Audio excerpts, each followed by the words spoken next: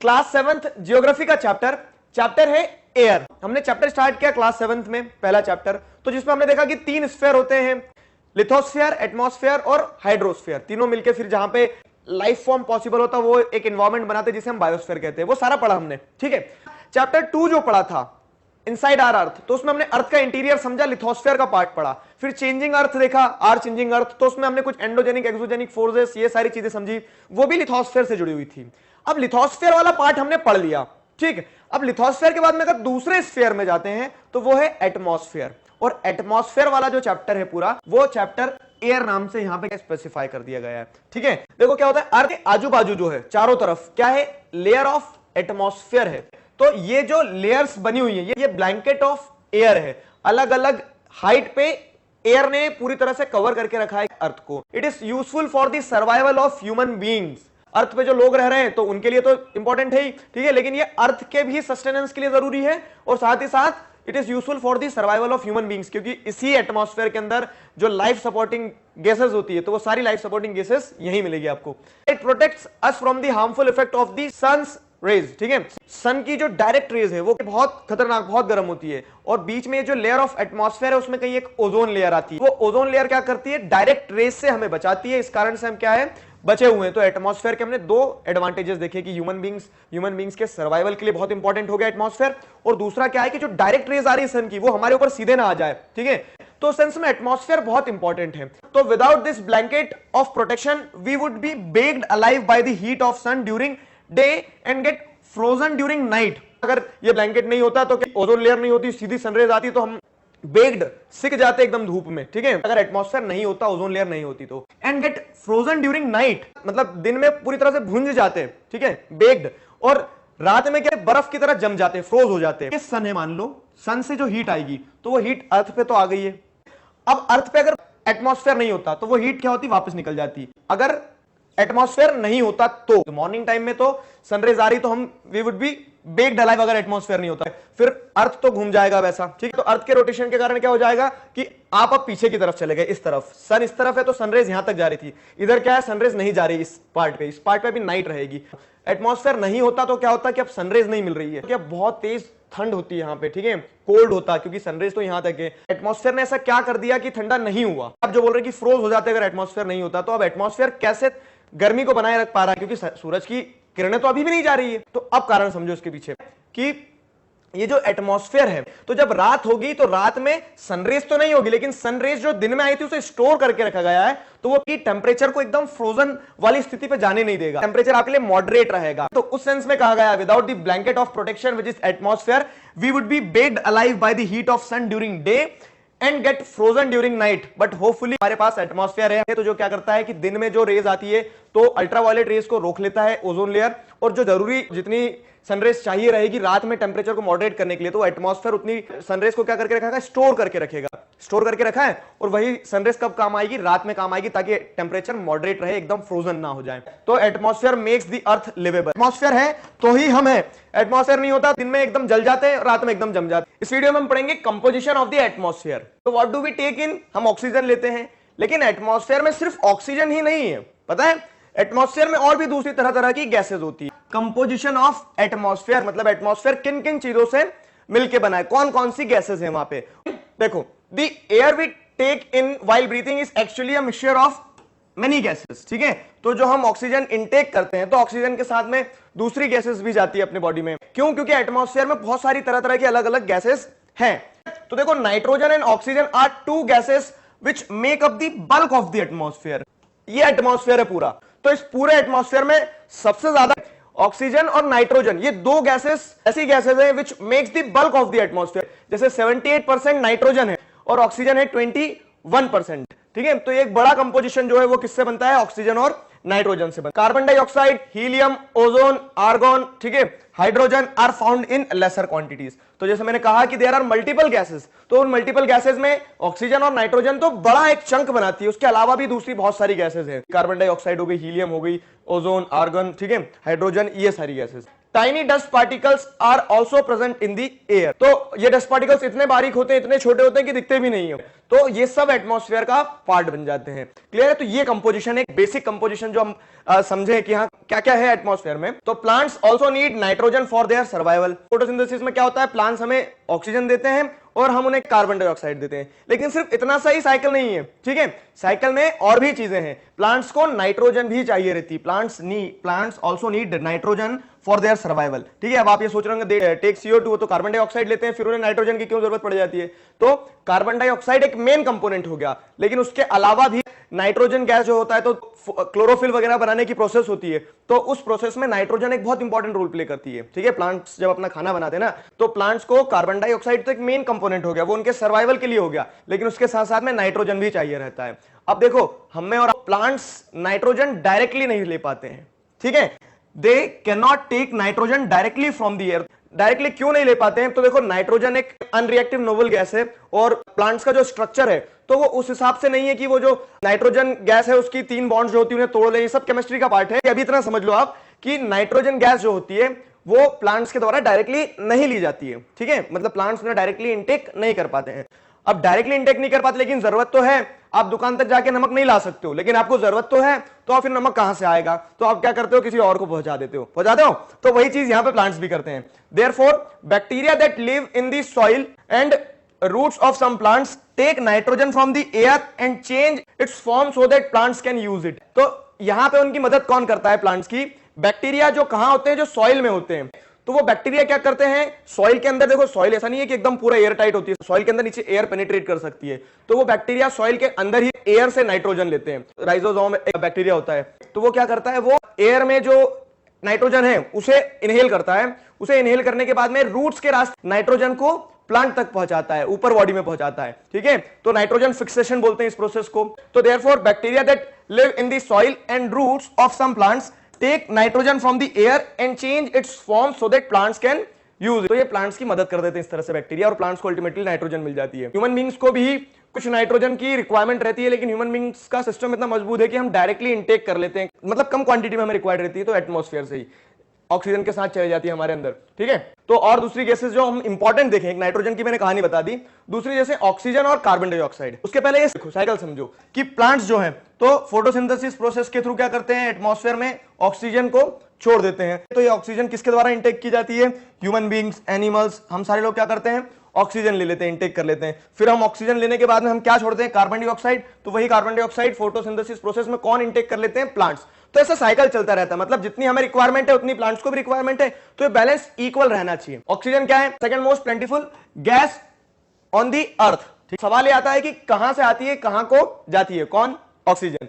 तो ऑक्सीजन मैंने आपको बताया सिंपल सी चीज की फोटोसिंथेसिस प्रोसेस में प्लांट्स के द्वारा एक बाय प्रोडक्ट के रूप में हमें दी जाती है, और हम क्या करते हैं, हम उसे इनहेल करते हैं, हमारे सर्वाइवल के लिए बहुत ज्यादा जरूरी है। ठीक है, और फिर हम इनहेल करने के बाद कार्बन डाइऑक्साइड छोड़ देते हैं। तो humans and animals take oxygen from the air as they breathe. सांस ली, ऑक्सीजन गई। ठीक है, and green plants produce oxygen during photosynthesis, और ग्रीन प्लांट्स हमें देते हैं। तो ये तो कहानी हो गई कहां से ऑक्सीजन आती है, कहां जाती है। अरे को ये समझना चाहिए ट्रीज कितना इंपॉर्टेंट है। ठीक है, ट्रीज नहीं होंगे तो कितनी प्रॉब्लम क्रिएट हो सकती है, क्योंकि और कहीं से तो ऑक्सीजन ला नहीं सकते हो आप। में सिंपल सी एक चीज क्या करना है, पेड़ लगाना है। अगर पेड़ नहीं होंगे तो क्या होगा, ये बैलेंस डिस्टर्ब हो जाएगा। अगर मान लीजिए ऑक्सीजन की कमी हो जाती है तो क्या होगा फिर, तो फिर बहुत सारी हेल्थ रिलेटेड प्रॉब्लम्स, ये सारी चीजें होने वाली है। और उसके बाद में दूसरी गैसेस बढ़ेगी ना, ह्यूमन बींग्स तो बढ़ रहे हैं, तो कार्बन डाइऑक्साइड का जो रिलीज होगा वो बढ़ जाएगा, उससे प्रॉब्लम क्रिएट होना तय है। तो ये यहाँ पे बताया कि ट्रीज कितने इंपॉर्टेंट है। अब अगली गैस देखते हैं हम, carbon dioxide, another important gas. क्यों? क्योंकि प्लांट्स के लिए वो रिक्वायरमेंट है और प्लांट्स से हमें ऑक्सीजन देंगे, तो एक दूसरी इंपॉर्टेंट गैस होगी बहुत। Green plants use carbon dioxide to make their food and release oxygen. Carbon dioxide नहीं होगी तो प्लांट्स के घर में चूल्हा नहीं जलेगा। ठीक है, वो अपना खाना नहीं बना पाएंगे। वो अपना खाना बनाएंगे तभी वो हरे भरे रहेंगे, फ्रूट्स लगेंगे, तब हमें भी तभी खाना मिलेगा। ऐसा मत सोचना हमारे किसी काम की नहीं, हम तो छोड़ देते हैं बाहर कार्बन डाइऑक्साइड, तो ऐसा नहीं होता है। कार्बन डाइऑक्साइड जो है, तो कार्बन डाइऑक्साइड उतनी ही इंपॉर्टेंट है जितनी ऑक्सीजन है। क्यों? क्योंकि एक साइकिल जो चल रहा है, तो ऑक्सीजन और कार्बन डाइऑक्साइड दोनों क्या करती है, मिलकर चलती है, तो दोनों का होना बहुत ज्यादा जरूरी है। The amount of carbon dioxide released by humans और animals seems to be equal to the amount used by the plants, which makes a perfect balance. एक परफेक्ट बैलेंस बना हुआ है नेचर में, क्या कि हम जितनी ऑक्सीजन इंटेक करेंगे उतनी कार्बन डाइऑक्साइड छोड़ेंगे और एटमॉस्फेयर में बैलेंस बना रहेगा, क्योंकि कार्बन डाइऑक्साइड कहां से आ रही है, ह्यूमन बींग्स ही छोड़ रहे हैं ना। लेकिन ऐसा नहीं है। देखो क्या होता है कि बहुत सारी इंडस्ट्रीज, जब पेड़ काटते चले जा रहे हो तो ऑक्सीजन तो कम हो ही रही है, और जब आप इंडस्ट्रीज लगा रहे हो तो ये कार्बन डाइऑक्साइड का जो इमिशन है वो बढ़ता चले जा रहा है। ठीक है, जब हम क्या कर रहे हैं, फॉसिल फ्यूल्स को जला रहे हैं, जब जला रहे हो पेट्रोल वगैरह, तो उसमें से इमिशन निकल रहा है कार्बन डाइऑक्साइड का।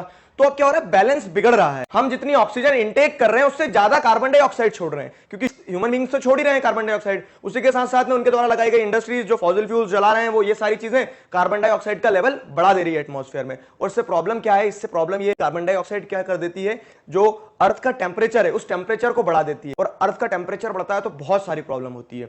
इस वीडियो में हम पढ़ेंगे increasing carbon dioxide and it's impact. Carbon dioxide बढ़ी, अब उसके नेगेटिव इंपैक्ट क्या हो सकते हैं, इस चीज को भी समझेंगे हम। ठीक है, what is the composition of atmosphere, there are multiple gases. और फिर एक चीज ये भी बताई थी कि जितनी ऑक्सीजन हम इंटेक कर रहे हैं उतनी कार्बन डाइऑक्साइड छोड़ रहे हैं, तो वो बैलेंस होना चाहिए कार्बन डाइऑक्साइड और ऑक्सीजन के बीच में, लेकिन ऐसा होता नहीं है। It is not the reality.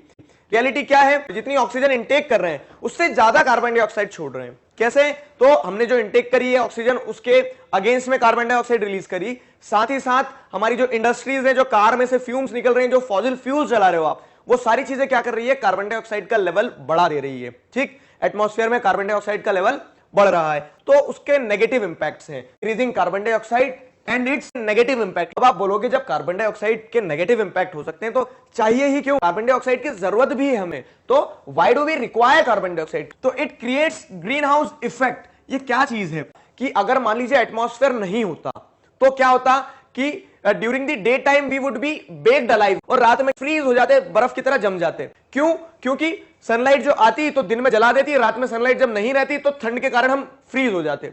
ये होता कब, जब एटमॉस्फेयर नहीं होता।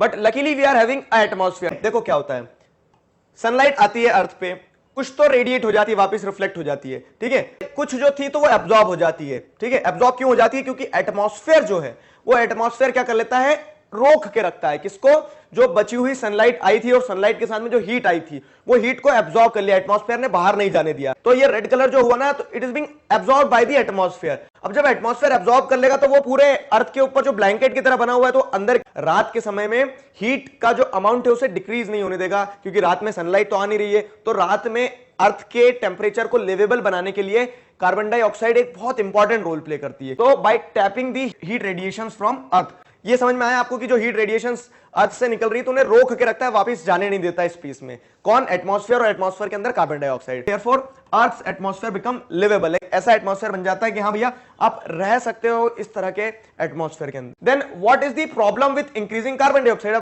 बदल गया 2 मिनट में ओपिनियन कि कार्बन डाइऑक्साइड तो अच्छी है, फिर हम इसको नेगेटिव क्यों बोल रहे हैं। अब समझो जरा, आप एक रूम में विंटर्स में हीटर लगा के बैठे हो, रूम हीटर जब तक नॉर्मल है, जब तक ठीक लग रहा है आपको कि उसने आपके लिए टेम्परेचर लिवेबल बना दिया, कार्बन डाइऑक्साइड जब तक लिवेबल बनाएगी तब तक ठीक है। लेकिन वो हीटर चलती जा रहा है, अब पता लग रहा है कि आप जल रहे हो, तो क्या वो हीटर तब काम कराएगा, नहीं। तो कार्बन डाइऑक्साइड एक लेवल तक ठीक है जब तक वो अर्थ के टेम्परेचर को लिवेबल बनाए रख रही है, ठंडे से लिवेबल पिला रही है। लेकिन वो ठंडे से एक्सट्रीम गर्म कर देगी अगर, तो क्या कार्बन डाइऑक्साइड ठीक रहेगी, नहीं रहेगी। सिंपल है ना। तो then what is the problem with increasing carbon dioxide, तो समझो when it's level in the atmosphere increases due to factory smoke और कार फ्यूम्स, तो हम तो जितनी छोड़ रहे हैं ऑक्सीजन इंटेक लेने के बाद में, जितनी एक्सेल कर रहे हैं कार्बन डाइऑक्साइड, तो वो तो बैलेंस में है। लेकिन जो एक्स्ट्रा कार्बन डाइऑक्साइड हम ऐड कर रहे हैं, क्यों, फैक्ट्री स्मोक्स के थ्रू, कार फ्यूम्स के थ्रू, फॉसिल फ्यूल जला रहे हैं, तो इन सारे कारणों से जब कार्बन डाइऑक्साइड बढ़ेगी तो उसका इंपैक्ट समझो। Amount of heat retained would also increase, ये जो हीट रिटेन हो रही है रेड कलर में आपको दिख रही है, ये हीट रिटेंशन का अमाउंट भी बढ़ जाएगा। तो गर्मी क्या होना है, तय है बढ़ना है, अर्थ टेम्परेचर वुड इंक्रीज। ठीक है, अर्थ में जो टेम्परेचर है वो बढ़ने लगेगा, और उसके चलते क्या होगा, ग्लोबल वार्मिंग वाली सिचुएशन आ जाएगी, क्योंकि अर्थ का टेम्परेचर जो है वो अब क्या होगा, बहुत तेजी से बढ़ने लगेगा। अर्थ का टेम्परेचर बढ़ेगा तो समझो इस चीज के बहुत सारे नेगेटिव इंपैक्ट है। मैं आपको एक एक डायमेंशन दिखाने की कोशिश करता हूं, और ये तय है कि आज से 10 साल बाद ये टेम्परेचर और ऊपर जा सकता है, और जब टेम्परेचर इतना तेजी से बढ़ेगा तो उसके बहुत सारे नेगेटिव इंपैक्ट्स है। और ये rising in the temperature of the globe is known as global warming. पूरा जो हमारा अर्थ है, अर्थ टेम्परेचर जब क्या होता है, साल दर साल रिलेटिवली बढ़ता जा रहा है। क्यों, क्योंकि कार्बन डाइऑक्साइड और दूसरी ग्रीन हाउस गैसेस जो है, ग्रीन हाउस गैसेस मतलब कि कार्बन डाइऑक्साइड के साथ में दूसरी एटमॉस्फेयर में जो गैस है जो हीट को रिटेन करके रखती है, वो गैसेस बढ़ेगी तो हीट रिटेंशन भी बढ़ेगा। हीट रिटेंशन बढ़ेगा तो अर्थ का टेम्परेचर बढ़ेगा, और अर्थ का टेम्परेचर बढ़ा कि हमारे ऊपर बहुत सारी प्रॉब्लम्स आने वाली है। अब देखो ग्लोबल वार्मिंग से जुड़ी क्या क्या प्रॉब्लम्स है। तो melting of snow and glaciers, क्या होगा कि स्नो और ग्लेशियर एक कंट्रोल्ड टेम्परेचर में वो ठीक है वहां पे स्नो और ग्लेशियर्स, लेकिन जब अगर टेम्परेचर बढ़ा, ठीक है, पूरे अर्थ की हीट रिटेंशन बढ़ी, तो वो कहीं ना कहीं जहां जहां हमारे ग्लेशियर्स हैं, अंटार्कटिका में, हिमालयास पे, वो सारे ग्लेशियर्स मेल्ट होने लगेंगे, पिघलने लगेंगे। वैसे अगर टेम्परेचर बढ़ेगा उस ग्लेशियर के ऊपर, उस आइस शीट्स के ऊपर, तो सबसे पहले तो फ्रेश वाटर की कमी आने लगेगी, और दूसरी चीज वो पानी मेल्ट होके समुद्र में पहुंच जाएगा। अब पानी समुद्र में पहुंचेगा तो उसके नेगेटिव इंपैक्ट्स, समुद्र में जब पानी पहुंचेगा तो ये कोस्टल एरिया है, ठीक है। अब समुद्र में इधर पीछे से पानी बढ़ेगा अगर, ठीक है, तो ये कोस्टल एरिया के आगे भी बढ़ेगा पानी, ठीक है, बॉर्डर अपने आगे खिसकाते जाएगा वो। तो अब जब कोस्टल एरिया पे पानी बढ़ते जाएगा तो यहाँ जो लोग रह रहे हैं वो लोग कहां जाएंगे, वो लोगों के घरों में पानी घुस जाएगा, वो लोग डूबने लगेंगे। और कोस्टल एरिया तो छोड़ो, सबसे पहले जो नेगेटिव इंपैक्ट होगा वो किसके ऊपर होगा, वो आइलैंड्स के ऊपर होगा। तो आइलैंड ग्रुप्स थे वो क्या होने लगे, डूबने लगे। क्यों? क्योंकि जब टेम्परेचर बढ़ेगा ग्लेशियर्स मेल्ट होंगे, ग्लेशियर्स मेल्ट होंगे तो पानी बह के कहां जाएगा, समुद्र में। और समुद्र का जब लेवल बढ़ेगा, तो ये एक आइलैंड था, समुद्र में पानी का लेवल बढ़ा तो पूरा आइलैंड डूब जाएगा। तो इस तरह से क्या होगा, rising sea level would lead to floods in coastal area, बाढ़ आएगी बहुत ज्यादा कोस्टल एरिया में, क्योंकि पानी का लेवल बढ़ रहा है। फिर सबमर्जेंस ऑफ आइलैंड्स, तो आइलैंड्स जो है वो डूब जाएंगे। आइलैंड्स में तो कितनी सारी प्रॉब्लम्स जुड़ी हुई है ग्लोबल वार्मिंग के साथ में, ठीक है। And drastic changes in the climate, ठीक है, drastic change would be observe in the climate. तो ड्रास्टिक चेंज कैसे देखने को मिलेंगे, मैंने आपको भी बताया जैसे कि टेम्परेचर बढ़ रहा है हर साल गर्मियों में, समर्स में हम एक्सट्रीम हीट को ऑब्जर्व कर रहे हैं। बाहर जब आप चीजों को देखेंगे समझेंगे तो उसका इंपैक्ट क्रॉप्स पे होगा, ठीक है। बढ़ते टेम्परेचर में क्रॉप्स ग्रो हो पाएगी क्या, नहीं, क्योंकि क्रॉप्स एक कंट्रोल टेम्परेचर में ही ग्रो कर सकती है। क्रॉप्स ग्रो नहीं होगी, हमारी फूड सिक्योरिटी पे सवाल आएगा कि जब क्रॉप्स ग्रो नहीं होगी तो खाओगे क्या। तो ये सारी समस्याएं रहने वाली है, ठीक है। इस वीडियो में हम पढ़ेंगे स्ट्रक्चर ऑफ एटमॉस्फेयर के बारे में। जैसे मैंने आपको चैप्टर 2 चैप्टर 3 में लिथोस्फेयर के बारे में बताया, ठीक है, जो लैंड पार्ट था, तो हमने उसमें देखा कि लैंड पार्ट का कंपोजिशन क्या है, तो तरह तरह की रॉक्स देखी थी। फिर हमने स्ट्रक्चर भी तो देखा था, स्ट्रक्चर कैसा है लिथोस्फेयर का, तो कोर है, मेंटल है, क्रस्ट है, आया समझ में। ठीक उसी तरह से अब जो दूसरा स्फीयर है हमारा इंपॉर्टेंट, एटमॉस्फेयर, जो एयर वाला पार्ट है, उस पार्ट का भी क्या है, एक स्ट्रक्चर है। Our atmosphere is divided into 5 layers, 5 layer है हमारे एटमॉस्फेयर में, starting from the earth surface. Earth का जो सरफेस है, ठीक है, ये अर्थ का सरफेस ये हो गया। इस अर्थ सरफेस से स्टार्ट करोगे ऊपर तक जाओगे ना, तो पूरा एटमॉस्फेयर है जो 5 अलग अलग स्फीयर में उस ब्लैंकेट को डिवाइड कर दिया है।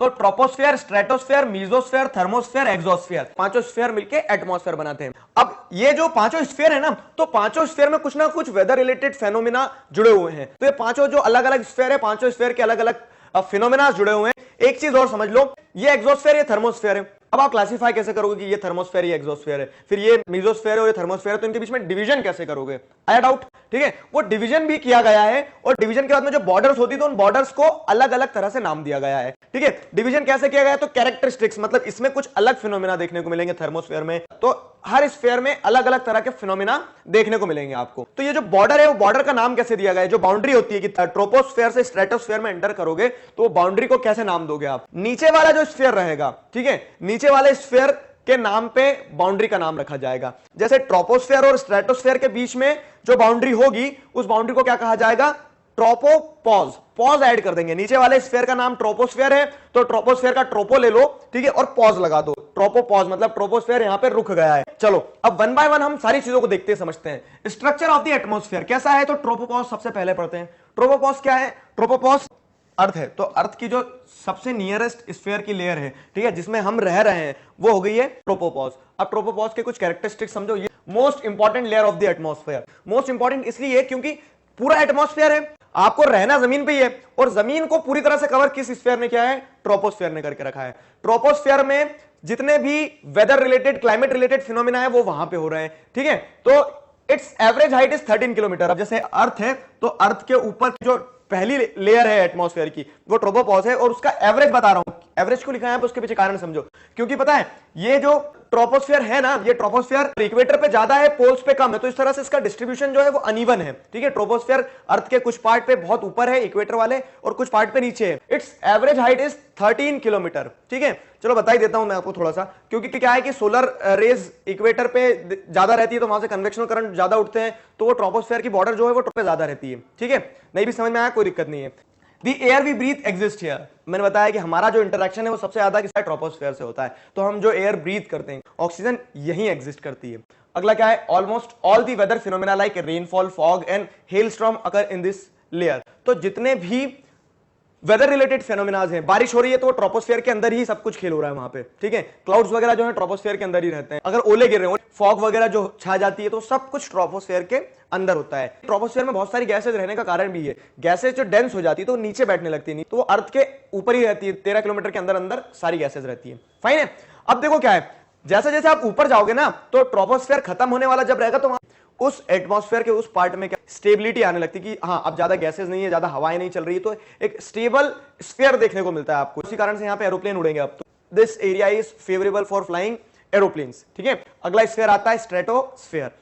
About the troposphere lies the stratosphere. तो ट्रोपोस्फीयर खत्म होता है, उसके बाद में स्ट्रेटोस्फीयर आता है। ठीक है, it extends up to height of 50 kilometre. जहां ट्रोपोस्फीयर खत्म हुआ वहां से 50 किलोमीटर तक स्ट्रेटोस्फीयर रहने वाला है। This layer is almost free from clouds and associated weather phenomena. Clouds नहीं है, ज्यादा इधर उधर भागा दौड़ी नहीं होगी, विंड्स नहीं रहेगी, तो बहुत स्टेबल काम जोन है ये। ठीक है, stratosphere is a stable zone, तो making condition most ideal for flying aeroplane. तो अब एरोप्लेन आपको जिधर उड़ा के ले जाना है उधर ले जा सकते हो। अगर मान लो बहुत हवाएं होती तो आप एरोप्लेन इधर ले जाते, हवा इधर ले जाती, आप फिर आते फिर इधर ले जाती। ट्रोपोस्फीयर में वो दिक्कत हो सकती थी। आपने देखा होगा ना, कभी कभी वेदर कंडीशंस बिगड़ जाती तो वो ऊपर ही घुमाया करते हैं एरोप्लेन को, नीचे नहीं उतारते हैं। क्यों? क्योंकि नीचे उतारेंगे तो बीच में उनको रास्ते में कौन मिलेगा? ट्रोपोस्फीयर। ट्रोपोस्फीयर बड़ी मस्ती करता है। ठीक है, तो वहां पे क्या है, विंड्स वगैरह चलती है। लेकिन ये वाला जो स्फीयर है ये बहुत स्टेबल रहता है। क्लियर है? It contains a layer of ozone gas. हाँ, और जो अल्ट्रावायलेट रेज से हमें जो प्रोटेक्ट करता है ना, वो है स्ट्रेटोस्फीयर। तो स्ट्रेटोस्फीयर में ही ओजोन लेयर भी एग्जिस्ट करती है। ओजोन गैस जो है वो यहां पर रहती है, तो उसके चलते डायरेक्ट जो अल्ट्रावायलेट सनरेज आ रही है वो हमारे ऊपर डायरेक्ट नहीं आती है। आगे है mesosphere. This is the third layer of atmosphere. It lies above the stratosphere. It extends up to height of 80 kilometre, 50 से 80 तक हमारा mesosphere रहने वाला है। Meteoroids burn up in this layer on entering from the space. अर्थ में enter भी करते हैं तो ये meteoroids क्या करते हैं? बर्न अप हो जाते हैं। बर्न अप क्यों होते हैं? क्योंकि गर्म है, ठीक है, और ऊपर से क्या आ रही है, बहुत तेजी से पत्थर आ रहा है, तो वो गर्मी के कारण क्या होता है, फ्रिक्शन के कारण वो जल जाते हैं, टूटता हुआ तारा जिसे आप कह देते हो। ठीक है, तो meteoroids जो है तो वो यहां पे रहते हैं। meteoroids burn up in this layer on entering from the space. अब आती है अगली लेयर, फोर्थ नंबर की, वो है thermosphere. In thermosphere temperature rises very rapidly with increasing height. अब मेसोस्फीयर के बाद में थर्मोस्फीयर चालू होता है। थर्मोस्फीयर में दिक्कत क्या होती है? देखो, इसका नाम थर्मो दिया है। ठीक है, थर्मोस्फीयर का नाम थर्मोस्फीयर देने के पीछे कारण है। कारण क्या है? क्योंकि यहां पे टेम्परेचर धीरे धीरे धीरे धीरे बढ़ने लगता है। ठीक है, अब थर्मोस्फीयर में क्या होता है? Temperature rises very rapidly with increasing height. ठीक है, ionosphere is the part of this layer. और देखो, आयनोस्फीयर भी इसी लेयर का पार्ट होता है। तो ये सब लेयर है, इसको समझ लो क्या आयनोस्फीयर क्या है।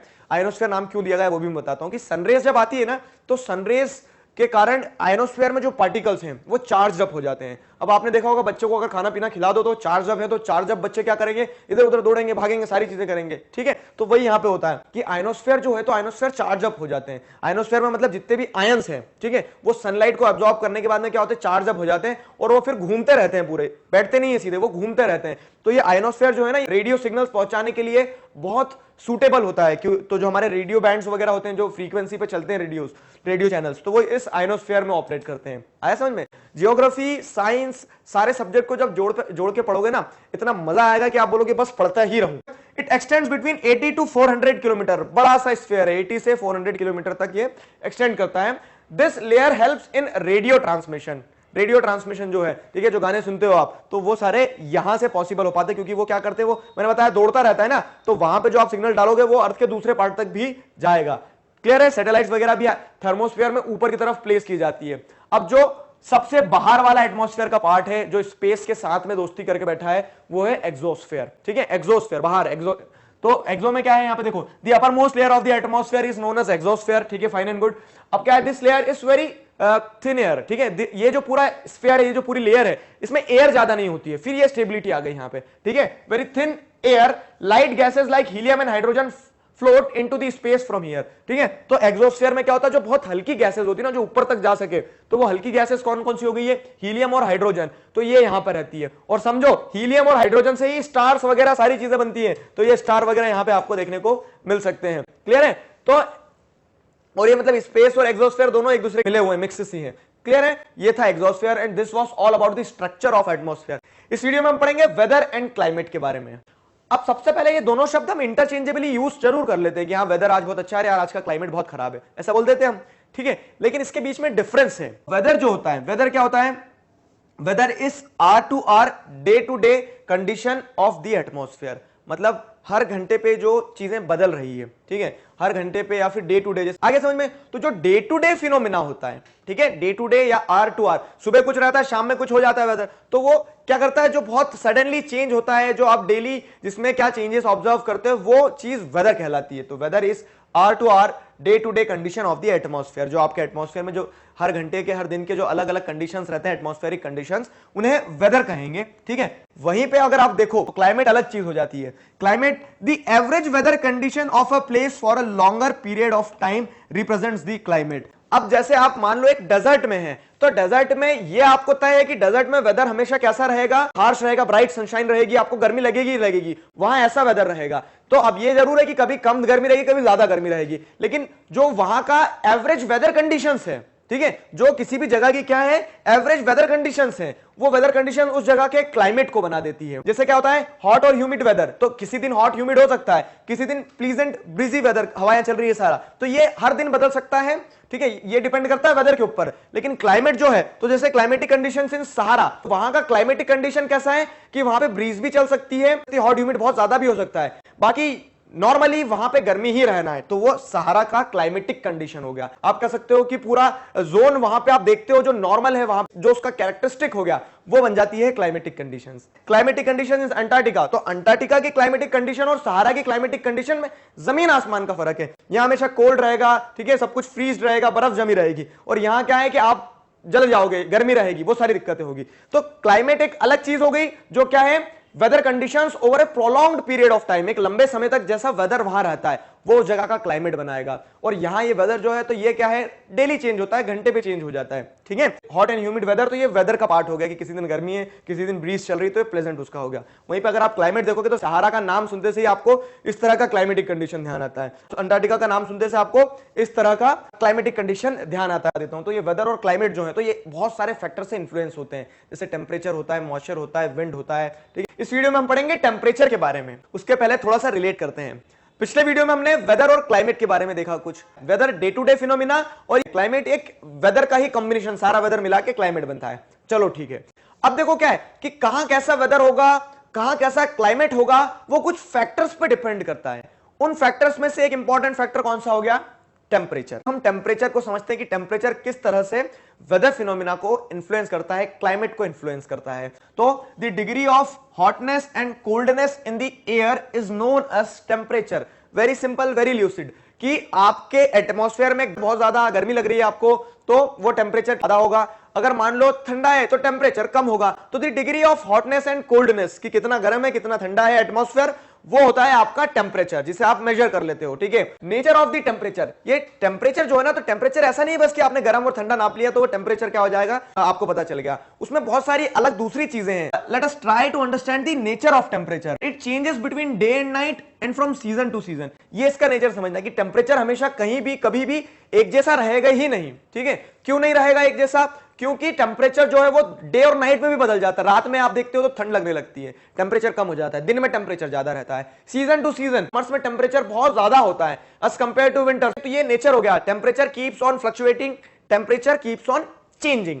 ऐसा क्यों होता रहता है कि दिन में टेम्परेचर ज्यादा, रात में कम, किसी सीजन में ज्यादा, किसी सीजन में कम। तो क्या फैक्टर है जो इस चीज को डिसाइड करता है, रेगुलेटर कहां है। ठीक है, कि जो टेम्परेचर बढ़ा रहा घटा रहा है, तो रेगुलेटर जो है वो सूरज दादा के पास में। ठीक है, तो factor that influences the distribution of temperature, ठीक है, the distribution of temperature is insulation. ठीक है, इंसुलेशन क्या होता है, तो sunrays received by earth through the sun. ठीक है, तो जो सनरेज आ रही है सन के द्वारा, ठीक है, और जो अर्थ रिसीव करता है, वो इंसुलेशन होती है। और वो इंसुलेशन ही सूरज के पास में एक रिमोट है, एक रेगुलेटर है जो टेम्परेचर कंट्रोल करता है। मान लीजिए टेम्परेचर इंसुलेशन ज्यादा आएगी तो टेम्परेचर ज्यादा होगा, इंसुलेशन नहीं आ पाई, सोलर रेज नहीं आ पाई डायरेक्ट, तो वहां पे टेम्परेचर कम होगा। आया ना समझ में। तो इंसुलेशन सारी चीजों को क्या करती है, कंट्रोल करती है, रेगुलेट करती है। तो इस चीज को फिर से एक बार पढ़ते हैं, the factor that influences the distribution of temperature, कि कहां कितना टेम्परेचर रहेगा, ज्यादा रहेगा, कम रहेगा, वो फैक्टर है इंसुलेशन। हाउ, तो ये मैं आपको समझाता हूं इंसुलेशन कैसे। सन है अर्थ, सनरेज जो आ रही है इक्वेटर पे आ रही है, इतने पार्ट पे आ रही है। जैसे मैंने आपको बताया था, एटमॉस्फेयर क्या कर लेता है कि जो सनरेज जा रही है तो उन्हें रोक के रखता है, एटमॉस्फेयर में बांध के रखता है, ब्लैंकेट के अंदर ढक के रखता है। तो उससे क्या रहता है, टेम्परेचर नॉर्मल बना रहता है। अब सनरेज की डायरेक्ट रेज आती है इक्वेटर पे। ठीक है, तो इक्वेटर पे जो 0 डिग्री रहती है ना, वहां डायरेक्ट रेज आती है। तो 0 डिग्री पे तो क्या रहेगा, टेम्परेचर ज्यादा रहेगा। क्यों, क्योंकि सनरेज ज्यादा आ रही है। फिर अगर पोल्स की बात की जाए तो पोल्स पे सनरेज डायरेक्ट नहीं आती है, तो वहां टेम्परेचर क्या रहेगा, कम रहेगा। आगे समझ में। तो इस तरह से इंसुलेशन क्या करती है, इन्फ्लुएंस करती है डिस्ट्रीब्यूशन ऑफ टेम्परेचर को। तो why poles are covered with snow, इसका आंसर भी आपको क्लियर हो गया होगा, क्योंकि पोल्स तक डायरेक्ट सनरेज जा नहीं पाती है। ठीक है, तो टेम्परेचर क्या रहेगा वहां का, कम। कम टेम्परेचर रहेगा, इसका मतलब क्या है कि बर्फ जम सकती है। अब जब बर्फ जम जाएगी वहां पे, तो जब बर्फ जमेगी तो वो किस चीज से ढका रहेगा, आइस शीट से ढका रहेगा। तो इसलिए हम कहते हैं कि poles are covered with snow, वहां पे हमेशा स्नो रहती है। कारण आया समझ में, क्योंकि वहां पे सनरेज नहीं जा पा रही। मैंने आपको बताया था कि increasing carbon dioxide and it's impact वाले वीडियो लेक्चर में कि जैसे जैसे क्या हो रहा है, ग्लोबल वार्मिंग बढ़ रही है, तो एवरेज टेम्परेचर जो है, सन तो उतनी ही रेस पहुंचा रहा है, सनरेज उतनी आ रही है, लेकिन हमारे एटमॉस्फेयर में जो कह सकते हैं ग्रीन हाउस गैसेस बढ़ गई है, तो टेम्परेचर हीट बढ़ रही है। तो उस हीट के बढ़ने से क्या होता है कि जो पोल्स जो है which are being covered with snow, पूरे टाइम स्नो से कवर्ड रहते हैं, वो स्नो मेल्ट होने लगा वहां पे। ठीक है, तो आपको खैर ये ध्यान रखना है कि why poles are covered with the snow, because it depends on the sun rays received. तो सनरेज के कारण टेम्परेचर बढ़ता है इंसुलेशन के कारण, और वहां पे क्योंकि डायरेक्ट इंसुलेशन जा नहीं पाती पोल्स पे, तो वहां टेम्परेचर कम रहता है and it is being covered by snow. Why the temperature in cities is too high, कि हम देखते हैं गांव में फिर भी क्या रहता है कि टेम्परेचर मॉडरेट रहता है कंपेयर टू सिटीज वगैरह। तो सिटीज में क्यों बढ़ रहा है इतना, कारण समझो। एक तो क्या है कि सिटीज में सब कुछ कंजेस्टेड होता है, वहीं पे रोड, वहीं पे बिल्डिंग, सब कुछ है, तो आसानी से हवाएं चल नहीं पाती। हवाएं जब आसानी से चल नहीं पाती तो उसके चलते भी जो हीट ट्रैप हो जाती है बिल्डिंग्स के बीच में, वो ट्रैप हो ही जाती है। उसके बाद में सिटीज में रोड्स बने होते हैं एस्फाल्ट से, ठीक है, डामर के रोड होते हैं। वो क्या करते हैं, दिन में जो हीट आती है, इंसुलेशन जो आती है, उसे स्टोर कर लेते हैं और रात में फिर धीरे धीरे रेडिएट करा करते हैं। तो उसके चलते क्या होता है कि रात में भी टेम्परेचर बढ़ा हुआ रहता है, धीरे धीरे रेडिएट करा करते हैं। तो उसके चलते क्या होता है कि रात में भी टेम्परेचर बढ़ा हुआ रहता है। तो वही चीज रहती है कि सिटी में टेम्परेचर हाई क्यों रहता है। एक तो ये मैंने बता दिया कि सब कुछ कंक्रीट वगैरह से बना है, सब कुछ बिल्डिंग्स वगैरह बनी है सीमेंट से बनी है। तो ये बिल्डिंग्स वगैरह क्या करती है, जो धूप आती है ना, इंसुलेशन आती है, उसे स्टोर कर लेती है। मान लो कि आपने हीटर है, आप चारों तरफ हीटर लटका के चलोगे अपने, तो आप गर्म ही लगोगे ना, आजू बाजू आपके कोई खड़े होगा तो उसको गर्मी लगेगी। वही चीज यहां पे हो रही कि पूरा पैक है, कंजेस्टेड है, और सब कुछ कंक्रीट से बना हुआ, पेड़ बचे नहीं है शहरों में, तो उसके चलते क्या होता है कि टेम्परेचर बहुत तेजी से बढ़ने लगता है सिटीज में as compare to rural areas. तो इक्वेटर पे जितने भी देश है, तो वहां की क्लाइमेटिक कंडीशन, जैसे अफ्रीका के कुछ देश हो गए, फिर ब्राजील वगैरह, यहाँ पे जो आइलैंड ग्रुप है, तो इक्वेटर पे जितनी भी जगह है, तो वहां की क्लाइमेटिक कंडीशन हॉट ही रहेगी। क्यों, क्योंकि वहां पे टेम्परेचर ज्यादा है। फिर बात की जाए अंटार्कटिका की क्लाइमेटिक कंडीशन, तो वो कोल्ड है। तो किस चीज पे डिपेंड कर रही है, टेम्परेचर पे डिपेंड कर रही है ना। तो मैं आपको भी बता रहा हूं कि जो वेदर और क्लाइमेट पढ़ा, तो वो बहुत सारे फैक्टर्स से इंफ्लुएंस होता है। तो उन फैक्टर्स में एक था टेम्परेचर, जो हमने डिस्कस कर लिया है। इस वीडियो में हम पढ़ेंगे एयर प्रेशर के बारे में। लास्ट वीडियो में हमने डिस्कस किया कि किस तरह से टेम्परेचर एक इंपॉर्टेंट फैक्टर होता है जो वेदर और क्लाइमेट को इन्फ्लुएंस करता है।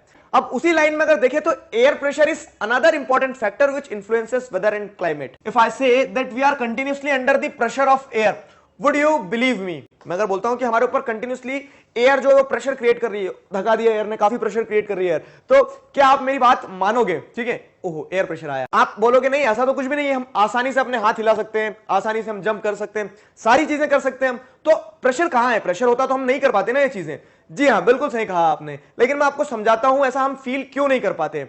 और रियलिटी यही है कि we are continuously under the air pressure. हमें जिस एयर ने सराउंड करके रखा है, तो वो हमारी बॉडी के ऊपर प्रेशर एक्सर्ट करती ही करती है। तो हमारी बॉडी के अंदर जो प्रेशर है, जैसे ब्लड प्रेशर वगैरह जो है, तो वो उस लेवल पे है जिस लेवल पे एयर प्रेशर है। आया ना समझ में? तो एयर ने जो प्रेशर क्रिएट किया है और बॉडी ने जो प्रेशर क्रिएट किया है, दोनों एकदम बराबर है। अब मान लीजिए आप इधर से पुश करेंगे, मैं इधर से पुश करूंगा, दोनों अपना अपना प्रेशर दे रहे हैं, और ये प्रेशर अगर बराबर है तो ठीक है, कुछ नहीं होगा। मान लीजिए आपका प्रेशर कम रहा, मेरा ज्यादा रहेगा प्रेशर, तो मैं आपको धकाऊंगा पीछे, तो आप पीछे चले जाओगे। लेकिन जब इक्वल रहेगा तो क्या रहेगा, कुछ पता ही नहीं चलेगा। एक तरह से वही होता है कि बॉडी जो प्रेशर एक्सर्ट कर लिया और जो एयर प्रेशर हमारे ऊपर आ रहा है, तो वो दोनों एकदम इवन है, दोनों एकदम क्या है, बैलेंस्ड है। तो हमें फील नहीं होता है। जरूरत होता है कि चारों तरफ एयर है, तो एक प्रेशर तो क्रिएट करके रखा है एयर ने। और देखो जब ये चीजें मिसमैच होती है कि बॉडी का प्रेशर ज्यादा हो गया, एयर प्रेशर कम हो गया, तब हमें समझ आता है कि हाँ किस तरह से प्रेशर कंडीशन जो है बहुत इंपॉर्टेंट है। ठीक है, एक एग्जांपल मैं देता हूं। तो जो माउंटेन्स पे चढ़ते हैं, ठीक, तो जो ट्रैकिंग करते हैं, उन लोगों को हिमालय पे जाने के बाद में क्या होता है, ब्लड आ जाता है नाक से,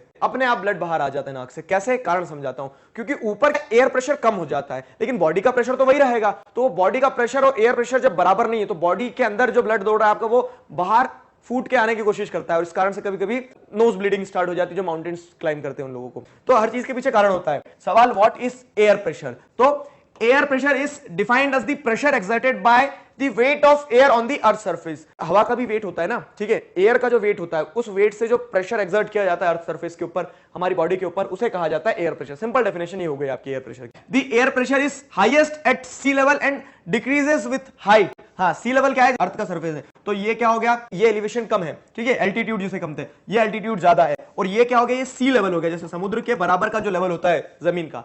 तो सी लेवल पे हमेशा सबसे ज्यादा एयर प्रेशर रहेगा, मतलब जो ग्राउंड एकदम जीरो लेवल है, और ये जमीन अगर सी से एकदम जुड़ी हुई है, तो सी लेवल से 0 मीटर ऊपर है। ठीक है, तो सबसे ज्यादा हाईएस्ट एयर प्रेशर कहां रहेगा? हाईएस्ट एयर प्रेशर रहता है सी लेवल पे, और as we go up the level of air pressure decreases with the height, तो जैसे जैसे ऊपर जाओगे डिक्रीज होने लगता है, इसीलिए जो हिमालयास पे चढ़ते हैं तो वहां कम एयर प्रेशर रहता है। Fine, as we go up air pressure comes down. तो लेट मी एक्सप्लेन यू, मैंने आपको बताया कि डेंस एयर जो रहेगी, ठीक है, एयर पार्टिकल्स जो है, तो एयर पार्टिकल्स ऊपर से नीचे आएंगे, तो ऊपर से नीचे आ रहे हैं तो क्या हो रहा है, एयर पार्टिकल्स प्रेशर क्रिएट कर रहे हैं नहीं कर रहे, कर रहे हैं, और जैसे जैसे आप हाइट पे जाते जाओगे तो यहां प्रेशर क्या होता जाएगा, यहां से प्रेशर नीचे आ रहा है ना कि ऊपर जा रहा है, तो इसके चलते क्या होता है कि जो नॉर्मल एयर प्रेशर है वो कहां ज्यादा रहेगा, जमीन पे ज्यादा रहेगा, and it would decrease as we would go up. ये तो हमने देख लिया कि एयर प्रेशर कहां ज्यादा रहता है, सी लेवल पे, और ऊपर कम हो जाता है।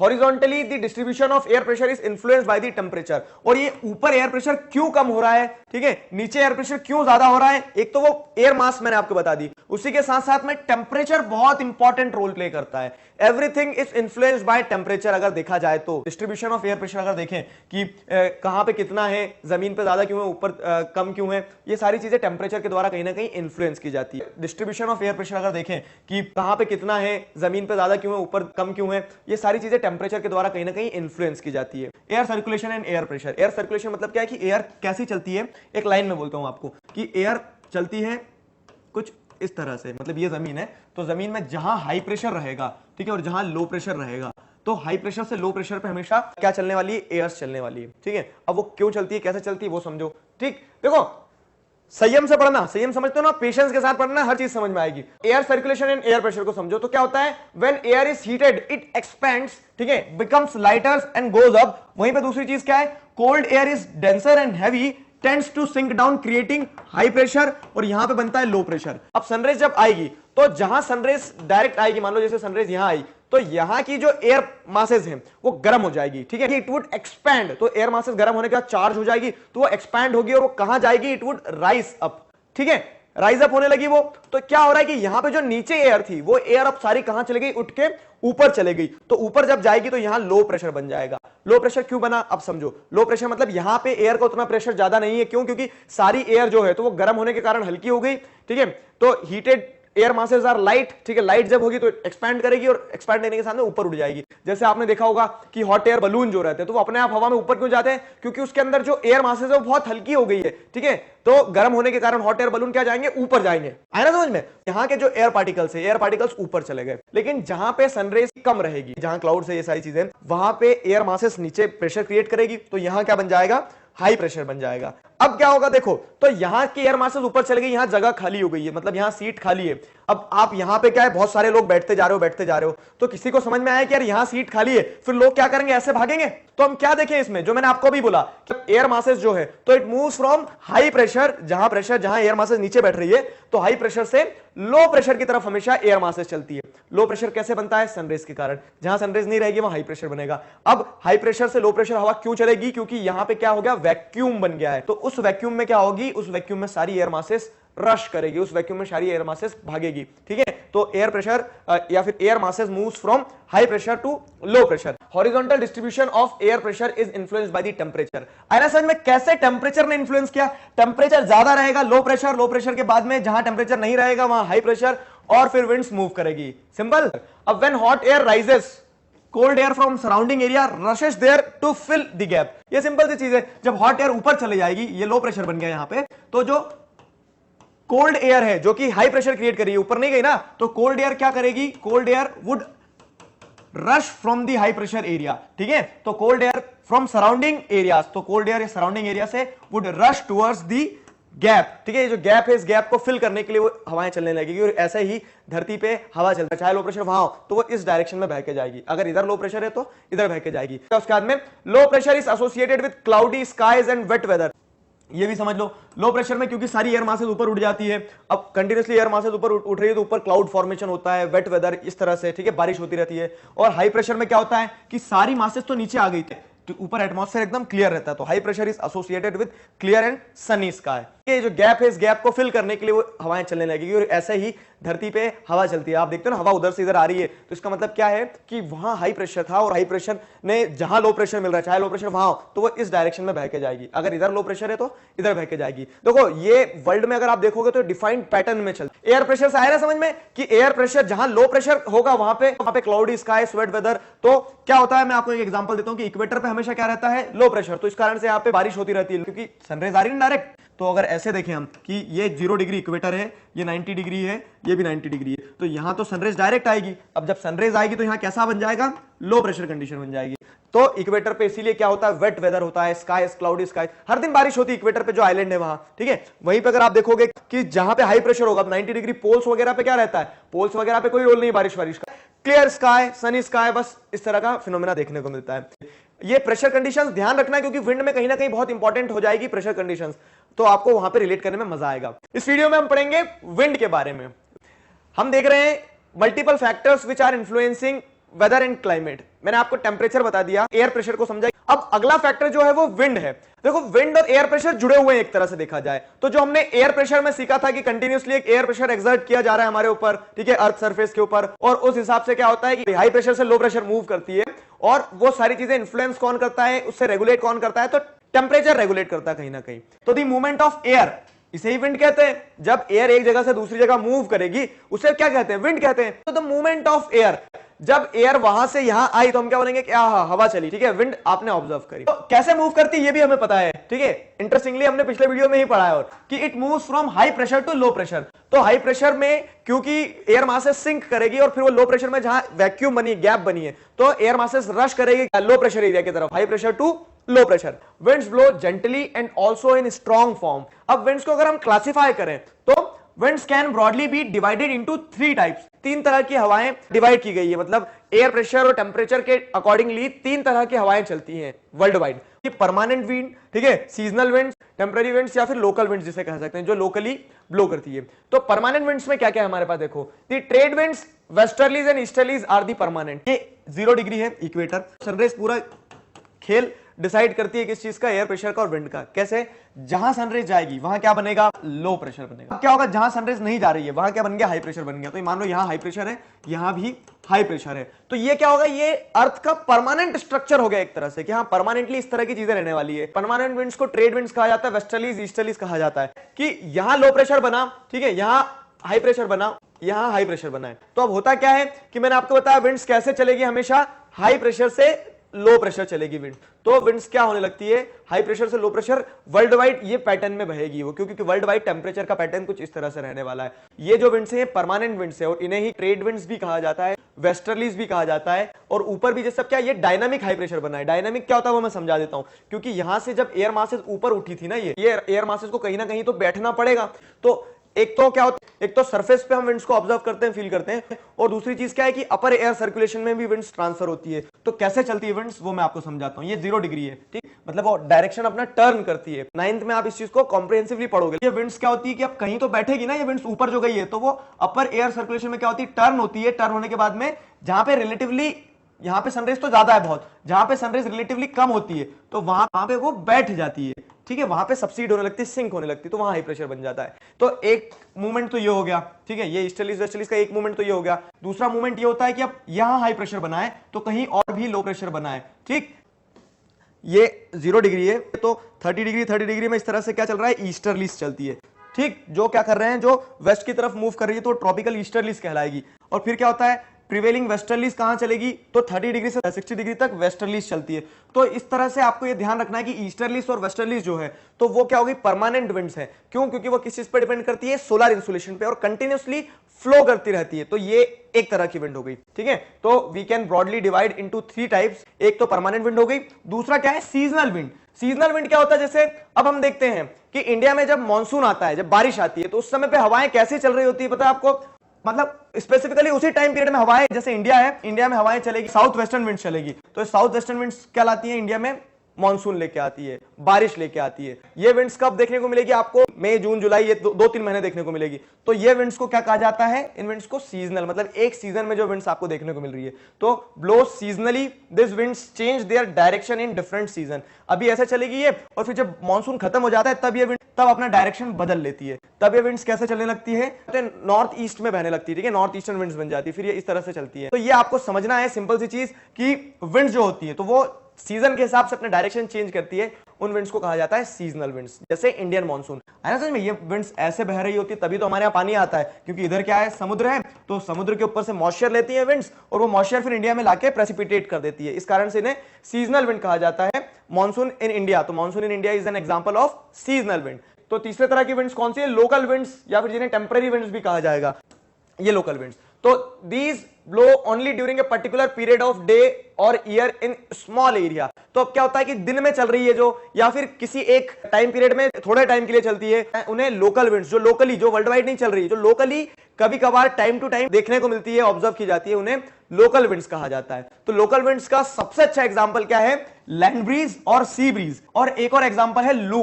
तो गर्मियों में क्या होता है? गर्मियों में जैसे हमने देखा कि बहुत ज्यादा हीटअप हो जाने के कारण लोकली गर्म हवाएं चलती, तो उन्हें लू कहा जाता है। तो जैसे खास करके नदर्न इंडिया में चलती है, तो वो एक एग्जांपल हो गया लोकल विंड्स का। लैंड ब्रीज और सी ब्रीज में आपको समझाता हूं। देखो क्या होता है कि जमीन बहुत जल्दी गर्म होती है और बहुत जल्दी ठंडा होती है। कैसे? एक एग्जांपल देते हैं। गर्मियों में आपने देखा है कि सुबह के 9-10 बजे की रोड पे आपने पैर रखा तो आपके पैरों में चटके लगेंगे, ठीक है, ऐसा। तो क्या हो गया? जमीन बहुत जल्दी गर्म हो गई।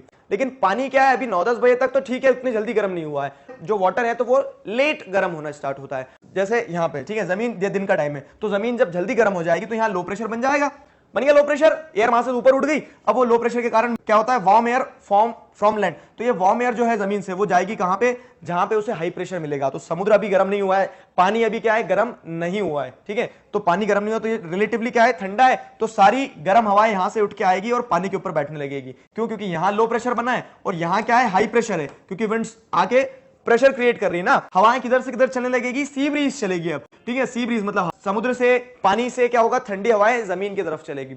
इसी कारण से आपने ऑब्जर्व किया होगा कि समर्स में जो लोग कोस्टल एरिया पे रह रहे हैं, ठीक है, या फिर जो कभी तालाब के बाजू में जाके बैठते हैं, तो आपने देखा है कि ठंडी हवाएं लगती है आपको। वो ठंडी हवाएं क्यों लगती है? क्योंकि जमीन जल्दी गर्म हो गई है, तो वहां लो प्रेशर बन गया है। वो लो प्रेशर कहां जाएगा? वाटर पे जाएगा, और वाटर से जब फिर विंड्स चलेगी हाई प्रेशर से लो प्रेशर, तो विंड्स जो आएंगी तो वो ठंडी हवाएं, बहुत काफी ठंडी हवाएं आने वाली। क्यों? क्योंकि जो हवाएं चलेगी तो तालाब से, समुद्र से पानी लेकर आएगी, ठीक है। ये तो आपने सी ब्रीज देखी। लोकल विंड्स है ना, टाइम टू टाइम बदल जाती है। रात में इसका अपोजिट हो जाता है। रात में अपोजिट कैसे हो जाता है? देखो रात में क्या हुआ कि रात में सन तो चले गया, बाय सन। अब जमीन क्या थी? गर्म थी, तो उतनी जल्दी जमीन ठंडी हो जाएगी। क्यों? क्योंकि सन तो गया। तो रात में आप देखोगे, रात में जमीन ठंडी हो जाएगी। रात में आप जा सकते हो नंगे पैरों से जमीन के ऊपर, रोड के ऊपर। लेकिन ये जो पानी धीरे धीरे धीरे गर्म हुआ था, दोपहर होते होते 4 बजे तक जो गर्म हुआ था, लेकिन वो उतनी स्पीड से ठंडा भी नहीं होगा, धीरे धीरे ठंडा होगा। ये आपने गर्मियों में ऑब्जर्व किया होगा। पानी की टंकी अगर छत पे रखी है, ठीक है, और क्या होता है कि एक बार गर्म हो गई तो रात में भी गर्म पानी देगी आपको, तो अगले दिन सुबह तक ठंडी होती है ना। तो उस तरह से क्या होता है कि जमीन तो गर्म भी जल्दी हुई, ठंडी भी जल्दी हो गई। अब जमीन जब बहुत जल्दी कूल डाउन हो जाती है, तो उस कारण से कूल डाउन होने के कारण यहां क्या बन जाएगा? हाई प्रेशर बन जाएगा। और यहां क्या बन जाएगा? ये पानी जो अब दिन भर से मेहनत करके गर्म हुआ था, वो गर्म ही रहेगा, लो प्रेशर। तो अब ये जो सर्कुलेशन पहले ऐसा था, ठीक है, तो अब वो सर्कुलेशन बदल जाएगा, अब ऐसा हो जाएगा, ठीक। अब लैंड से विंड्स किधर चलेगी? वाटर एरिया की तरफ, समुद्र की तरफ, तालाब की तरफ। तो इसे लैंड ब्रीज कहा जाता है, जहां से हवा चल रही है। जब हवा समुद्र से दिन में चलती है सी ब्रीज, और रात में land breeze. Sea breeze, land breeze समझ में आया? वो एक लोकल विंड का एग्जांपल है। विंड कैसे क्लाइमेट और वेदर को इन्फ्लुएंस करती है? इतनी बात है कि दिन में आपको वेदर कैसा लगेगा? अगर समुद्र के किनारे पर बैठे हो आप, तो आपको ठंडा लगेगा, अच्छा लगेगा, हाँ यार काफी मजा आ रहा है, ठीक है। और रात में वही क्या होने लगेगा? चेंज ह्यूमिडिटी होने लगेगी, ठीक है, क्योंकि रात में क्या हवाएं जमीन से पानी की तरफ जा रही है, लैंड ब्रीज हो गई है। वैसे अगर ये देखा जाए, ये परमानेंट विंड्स जो सीजनल विंड्स जो है, तो सीजनल विंड्स कैसे वेदर चेंज कर देती है? देखते हैं ना हम कि समर्स के बाद में एकदम ठंडा होने लगता है, पानी गिरने लगता है, तो वेदर पूरा बदल दिया, ठीक है। एक तरह से क्लाइमेट और वेदर को इन्फ्लुएंस कर रही है। वैसे ही परमानेंट विंड है, ये जो ईस्टर्ली वेस्टर्लीज हैं, तो विंड्स के हिसाब से बहुत सारे फिनोमेना, इंडिया में मानसून आ रहा है तो वो इन्हीं की देन है, विंड्स की देन है। तो उस सेंस में क्या है कि ये कहीं ना कहीं क्लाइमेट और वेदर को बहुत हद तक इन्फ्लुएंस करती है। इस वीडियो में हम पढ़ेंगे मॉइस्चर के बारे में। अभी तक हमने देखा कि कौन कौन से फैक्टर्स हैं जो वेदर और क्लाइमेट को इन्फ्लुएंस कर रहे हैं। तो वेदर और क्लाइमेट में हमने क्या देखा कि टेम्परेचर एक इंपॉर्टेंट फैक्टर हो गया, ठीक। टेम्परेचर के बाद में फिर हमने दूसरी भी चीजें देखी, एयर प्रेशर देखा, लास्ट वीडियो लेक्चर में विंड को डिस्कस किया। अब एक और इंपॉर्टेंट फैक्टर है जो है मॉइस्चर। मॉइस्चर भी काफी हद तक आपके वेदर और क्लाइमेट को इन्फ्लुएंस करता है। सवाल मॉइस्चर क्या है? तो सिंपल लेमैन डेफिनेशन में अगर आपको एक एग्जांपल के साथ एक्सप्लेन करें तो क्या होता है कि जब आप आपके आजू बाजू जो वाटर वेपर्स हैं एयर में, ठीक है, वो ज्यादा है तो मॉइस्चर ज्यादा होता है, वो जो एटमॉस्फेयर में आपके आजू बाजू अगर वाटर वेपर्स कम है तो मॉइस्चर कम होता है, ठीक है। तो मॉइस्चर क्या हो गया, water vapours in the air, simple सी चीज है। अब क्या होता है, आपने ऑब्जर्व किया होगा कि गर्मियों में आप कपड़े धो के डालते हैं बाहर तो जो गीले कपड़े रहेंगे वो बहुत जल्दी सूख जाएंगे, वही चीज आप बारिश में करते तो सूखते नहीं है। तो क्या है कि बारिश में मॉइस्चर ज्यादा रहता है, गर्मियों में मॉइस्चर कम रहता है। अब मॉइस्चर कम है जब एयर में, तो वो सारा का सारा जो कपड़े के अंदर गीलापन था, मॉइस्चर था, वो कौन एब्जॉर्ब कर लेगा, एटमॉस्फेयर, एयर एब्जॉर्ब कर लेगी। कब, समर्स में, और रेनी सीजन में वही नहीं हो पाता है, ठीक है। तो अब अगर हम समझें तो when water evaporates from land and different water bodies it becomes water vapour. ये आपको पता है कि जब पानी क्या होता है, इवापोरेट होता है, टेम्परेचर के कारण इवापोरेशन होती है। तो जब अलग अलग जगह से, वाटर बॉडीज से, सी से, ओशियन से, जहां से भी पानी को इवापोरेट होना है, पानी जब इवापोरेट होता है तो इवापोरेट होने के बाद में वो क्या बन जाता है, वाटर वेपर बन जाता है, ठीक है। हवा में चारों तरफ पानी है, यहां हाथ निकाला हमने, यहां भी पानी है, और वो जो वाटर वेपर रहती है वो मॉइस्चर क्रिएट करती है, ठीक है। वो वाटर वेपर मॉइस्चर क्रिएट करती है। तो moisture in the air at time is known as humidity, और जितना मॉइस्चर रहेगा उस हिसाब से ह्यूमिडिटी रहेगी। तो हम देखते हैं कि रेनी सीजन में क्या होता है कि बहुत ज्यादा ह्यूमिडिटी है, ह्यूमिडिटी ऐसे चिपचिपा सापन रहता है, ठीक है, सब कुछ क्या लगता है, बहुत अनकंफर्टेबल सा लगता है। कब, रेनी सीजन में। क्यों, क्योंकि मॉइस्चर है और मॉइस्चर जितना रहेगा उतनी ज्यादा ह्यूमिडिटी रहेगी। टेम्परेचर के कारण जो वाटर वेपर रहती है तो हमें कैसी लगती है, बड़ी अनकंफर्टेबल सी लगती है। वो आप कब ऑब्जर्व करते हो, रेनी सीजन में। क्यों, क्योंकि मॉइस्चर ज्यादा है, ठीक है। तो क्या ह्यूमिडिटी की कहानी समझो। तो वार्म एयर जो रहती है तो वो क्या करती है, और ज्यादा वाटर वेपर्स को अपने पास होल्ड करके रखती है। वार्म एयर के चलते क्या होता है, रेनी सीजन में देखो सूरज भी निकला है तो वो वार्म एयर जो है उसमें और वाटर वेपर्स ऐड हो जाते हैं और ज्यादा ह्यूमिडिटी ऐड हो जाती है, ठीक है। तो ह्यूमिडिटी ऐड होती है तो क्या होता है कि गर्म तो है हवा, समझना कहानी, समझना कहानी समझोगे तो आपको पूरा मॉइस्चर, ह्यूमिडिटी सब समझ में आ जाएगा। क्या हो रहा है कि इवापोरेशन इज लो, इवापोरेशन नहीं हो रहा है। इवापोरेशन क्यों नहीं हो पा रहा है, क्योंकि जो गर्म वार्म एयर की हम बात कर रहे हैं वो इतनी गर्म है कि वो हवा में वाटर वेपर्स को होल्ड करके रख रही है, लेकिन उन्हीं वाटर वेपर्स को ऊपर नहीं उठा पा रही है। तो हो क्या रहा है सब्सिक्वेंटली कि पूरे एटमॉस्फेयर में, आपके सराउंडिंग में वाटर वेपर्स बहुत सारे हैं, वो बहुत सारे वाटर वेपर ह्यूमिडिटी क्रिएट कर रहे हैं, लेकिन इतनी एनर्जी नहीं है, या फिर कह सकते हैं टेम्परेचर इतना नहीं है, नीचे से हीट इतनी रेडिएट नहीं हो रही कि वो उसे क्या कर सके, ऊपर और उठा सके। तो इवापोरेशन क्या रहता है, लो रहता है, ठीक है। और इस कारण से क्या होता है कि ज्यादा से ज्यादा मॉइस्चर एनवायरमेंट में, आपके एटमॉस्फेयर में बढ़ता जाता है और वो आपको और ज्यादा ह्यूमिड फील करवाता है। तो ये पूरा एसोसिएटेड फिनोमेना मैंने बताया आपको मॉइस्चर के साथ का। अब अगर हम समझे तो वाटर वेपर राइजेस। अब वाटर वेपर जो रहती है, यही वाटर वेपर, जब ये वाटर वेपर क्या करती है, राइज करने लगती है। जो मॉइस्चर रहता है, वाटर वेपर ज्यादा गर्मी के कारण जब जैसे टेम्परेचर बढ़ेगा तो वो राइज करेगा, ऊपर उठेगा, ठीक है। फिर ऊपर जाते जाते, तो मैंने आपको बताया था अर्थ है तो एकदम सबसे ज्यादा अगर देखा जाए एयर प्रेशर कहां रहेगा, सी लेवल पे रहेगा। और फिर क्या होता है, तो जब एयर प्रेशर ज्यादा है तो वहां पे क्या रहेगा कि मासेस, जो एयर मासेस है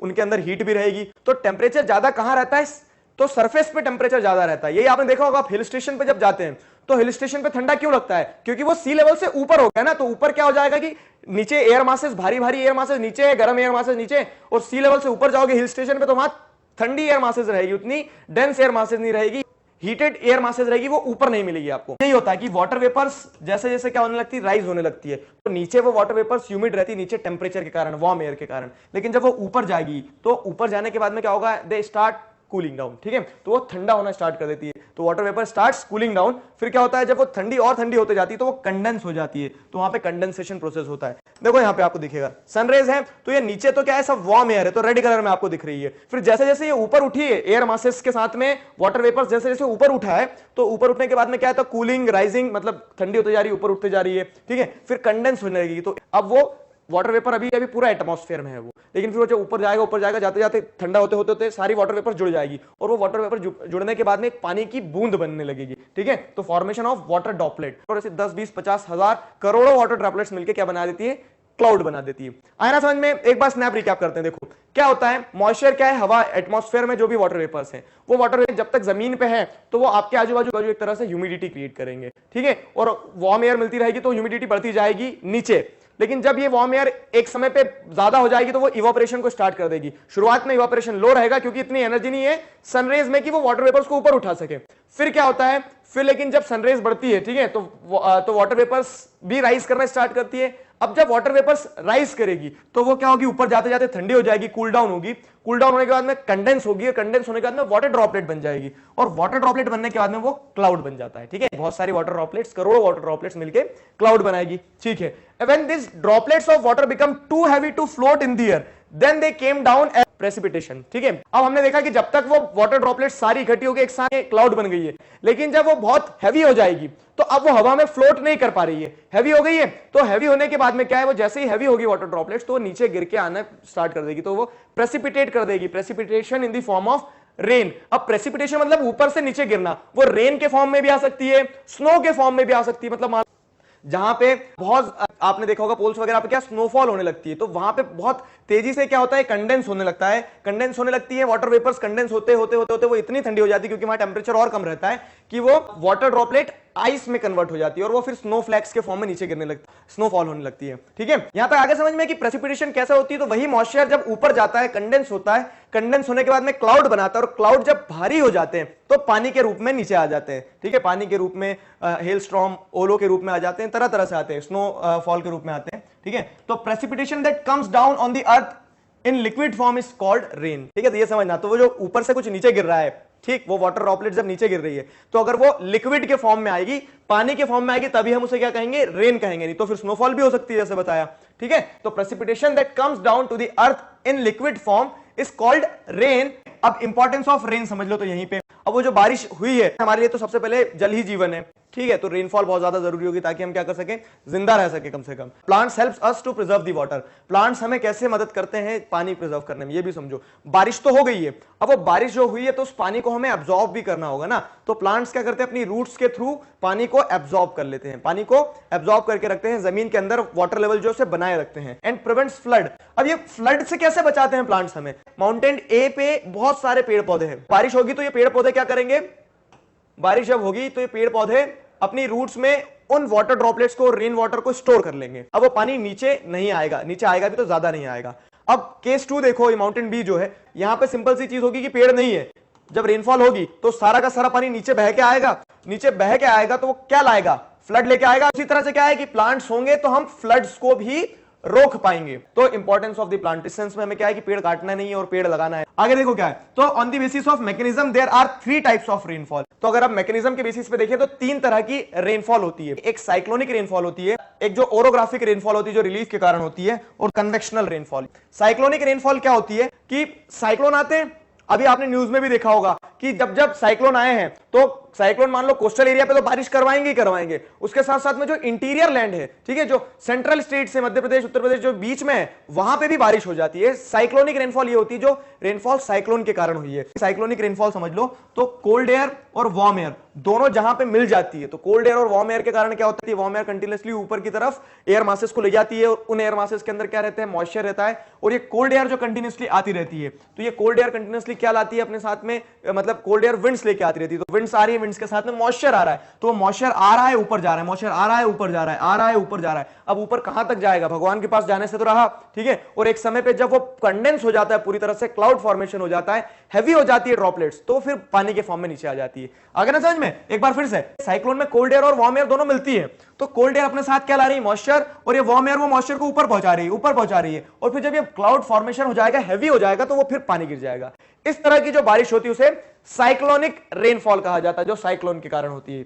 अगला क्या है, relief, orographic rainfall. Orographic rainfall क्या होती है, मान लो इधर से हवाएं आ रही हैं, अब हवाएं अपने साथ क्या लेके आएगी, मॉइस्चर, मॉइस्चर से पढ़ रहे हैं, देखो मॉइस्चर का पूरा खेल है, अगर एयर में मॉइस्चर है, हवा में मॉइस्चर है, तो प्रेसिपिटेशन होगी, ठीक है। मॉइस्चर लेके आ रही है, ये वाटर बॉडीज के ऊपर सारी इस मॉइस्चर लेके आ रही है, अब इसको पहाड़ चढ़ना होगा, इस एयर को, ठीक है, इस मॉइस्चर वाली एयर को पहाड़ चढ़ना होगा, ओरोग्राफिक बैरियर आ गया। जब पहाड़ चढ़ना होगा उसको एनर्जी लगेगी, ठीक है, पहाड़ चढ़ते चढ़ते क्या होगा, नीचे से हीट एब्जॉर्ब करेगी पहाड़ के ऊपर से, ठीक है, एनर्जी लग रही है, तो उस एनर्जी के चलते चलते क्या होता है कि वो वाटर वेपर जो है, जो मॉइस्चर है, तो वो कंडेंस होने लगता है, ठीक है, वो कंडेंस होने लगता है, हीट मिल रही है, कंडेंस होते होते और ऊपर जा रहा है ना, ऊपर जा रहा है तो क्या, ऊपर टेम्परेचर कम होने लगेगा। अब ऊपर टेम्परेचर कम हो रहा है तो क्या मिलेगा उसको, वहां पे टेम्परेचर कम हुआ तो धीरे धीरे वो वाटर वेपर्स जो है तो वाटर ड्रॉपलेट्स में कन्वर्ट हो जाएगी, वाटर ड्रॉपलेट्स, और फिर बारिश हो जाएगी। तो एक रेनफॉल जो रिलीफ फीचर्स के कारण से वो हो गई ओरोग्राफिक रेनफॉल। और जो अगली है कन्वेक्शनल, ठीक है, तो कन्वेक्शनल रेनफॉल जो हम यूजुअली देखते हैं, हम जैसे वाटर वेपर्स ऊपर जाती है, पूरा जो प्रोसेस रहता है, ठीक है, जो नॉर्मली होती है कि ओशियन से पानी जाएगा, ऊपर इवापोरेट होगा वाटर वेपर्स, फिर वो वाटर वेपर्स वाटर ड्रॉपलेट बनेगी, फिर बारिश होगी। तो एक कन्वेंशनल जो हम यूजुअली देखते हैं, वार्म एयर के कारण क्या होता है, एयर मासेस ऊपर उठती है और फिर क्लाउड फॉर्मेशन और फिर प्रेसिपिटेशन जो होता है। तो ये तीन तरह की रेनफॉल ध्यान रखना है। साइक्लोनिक रिलीफ मतलब पहाड़ के कारण, पहाड़ चढ़ा, पहाड़ चढ़ते चढ़ते थक गई, टेंपरेचर ऊपर कम हुआ, क्लाउड फॉर्मेशन, प्रेसिपिटेशन। और यहां पे जो होती है तो जो नॉर्मल प्रेसिपिटेशन होती है, ठीक है। ये सारा सब कुछ हमने पढ़ा मॉइस्चर में। आई होप आपको समझ में आया। इस वीडियो में हम पढ़ेंगे साइक्लोन नेचर्स फ्यूरी के बारे में। हमारा चैप्टर है एयर। इसके हमने जितने भी जो मैकेनिज्म्स होते हैं वो सारे सब कुछ समझ लिए हैं, और इन मैकेनिज्म्स का रियल लाइफ में इंपैक्ट क्या होता है वो हम इस वीडियो लेक्चर में पढ़ने वाले हैं। एक केस स्टडी पढ़ेंगे, ओडिशा में जो साइक्लोन आया था। सबसे पहले क्या लिखा, साइक्लोन नेचर्स फ्यूरी। तो नेचर्स फ्यूरी मतलब क्या है कि प्रकृति का रोष, आक्रोश बोलते हैं ना हम, कि गुस्सा आ जाना बहुत, कि जो साइक्लोन आया प्रकृति का गुस्सा था एक तरह से। What is cyclone? Circulatory winds. Circulatory समझते हो, गोल गोल रानी, कितना कितना पानी, तो उसी तरह से सर्कुलेटरी विंड्स जो रहती है, तो ये सर्कुलेटरी विंड्स ओशियन में ओरिजिनेट होती है। जब ये टकराती है कहां पे, लैंड पे, ठीक है, जमीन पे जब आती है, जमीन पे जब आ जाती है विंड्स, तो जमीन पे आने के बाद में डिस्ट्रक्शन, क्योंकि ओशन पे तो किसी ने घर बनाया नहीं है, तो ओशन पे तो चल रही है हवा है वो, लेकिन वो जब वो सर्कुलेटरी विंड्स घूमते घूमते जमीन पे आती है तो वो रेनफॉल के बाद में क्या है, डिस्ट्रक्शन क्रिएट करती है। मैं आपको फॉर्मेशन सिंपल सा एकदम ल्यूसिड फॉर्मेशन समझाऊंगा कि साइक्लोन बनता कैसा है। आपने हाई प्रेशर लो प्रेशर समझ लिया है, वेल एंड गुड। इतना ध्यान रखना चाहिए आपको कि विंड्स हमेशा क्या, विंड्स हाई प्रेशर से हमेशा किस तरफ चलेगी, लो प्रेशर की तरफ चलेगी, जहां लो प्रेशर होगा वहां जाएगी विंड्स, ठीक है। तो देखो ओशियन पे जब लो प्रेशर कंडीशंस होती हैं, और अब मैंने आपको बताया रिलेटिविटी रहती है कि अगर समुद्र जल्दी गर्म हो गया तो इधर क्या रहेगा, ये ठंडा रहेगा। तो जब ये रिलेटिवली ठंडा है तो ये जो लैंड मास है तीन तरफ से हाई प्रेशर बना हुआ है, तो साइक्लोन की फॉर्मेशन के लिए एक जो पहली कंडीशन रिक्वायर्ड रहती है वो ये रहती है कि अ water body surrounded by land mass from three sides. एक वाटर बॉडी होना चाहिए, तीन तरफ से लैंड मास से घिरी हुई होना चाहिए वो वाटर बॉडी। विंड्स चलेगी अब हाई प्रेशर से लो प्रेशर की तरफ, कि यहां पे हाई प्रेशर है, यहां पे भी हाई प्रेशर है, यहां पे भी हाई प्रेशर है। अब हाई प्रेशर से विंड्स चलेगी किस तरफ, लो प्रेशर की तरफ। आ गया समझ में यहां पे। अब क्या होता है, देखो ये विंड यहां आ रही है, ये विंड यहां आ रही है, ये विंड यहां आ रही है, सारी विंड आपस में एक साथ कन्वर्ज हो रही है, सारी विंड्स एक साथ मिल रही है। अब यहां पे लो प्रेशर है, मैंने आपको जैसे कहीं पे लो प्रेशर होगा तो विंड्स क्या ऊपर की तरफ इवापोरेशन होगा, वो इवापोरेशन कन्वेक्शनल करंट्स विंड्स को ऊपर उठाएगा, तो लो प्रेशर एरिया पे विंड्स हमेशा ऊपर जाएगी, ठीक है। तो ये हाई प्रेशर से विंड्स आई, सरफेस विंड्स, और यहां लो प्रेशर होने के कारण अब विंड्स क्या करेंगी, ऐसे इमेजिन करो 3D, तो ये ऊपर उठेगी, विंड्स उठ रही है ऊपर, विंड्स अब क्या करेंगी, ऊपर उठेंगी। तो यहां से लो प्रेशर से विंड्स ऊपर उठेगी, तो कंटिन्यूअसली तीन तरफ से आ रही है, तीन तरफ से विंड्स आ रही है, हाई प्रेशर से लो प्रेशर मूव कर रही है। और लो प्रेशर कंडीशन के कारण क्या होता है, ओशन के ऊपर विंड्स ऊपर की तरफ राइज करने लगी, ठीक है। एयर मासेस जो एयर पार्सल्स है तो वो कन्वेक्शनल करंट के साथ में क्या होगा, ऊपर उठने लगे। तो कंटिन्यूअसली अब नीचे से विंड्स मिलते जा रही है और कंटिन्यूअसली लो प्रेशर के कारण विंड्स ऊपर भी उठते जा रही है। तो विंड्स यहां पे क्या होती है, एक सर्कुलेटरी पाथ ले लेती है, क्योंकि ऊपर उठते जा रही है तो वो ऊपर जाके ऐसे सर्कुलेटरी पाथ लेने लगती है, ठीक है। और ये एक कंटिन्यूअस स्ट्रक्चर बन जाता है, मतलब विंड्स बहुत तेज चलने लगती है, बहुत तेज स्पीड से विंड्स चलने लगती है, ठीक है।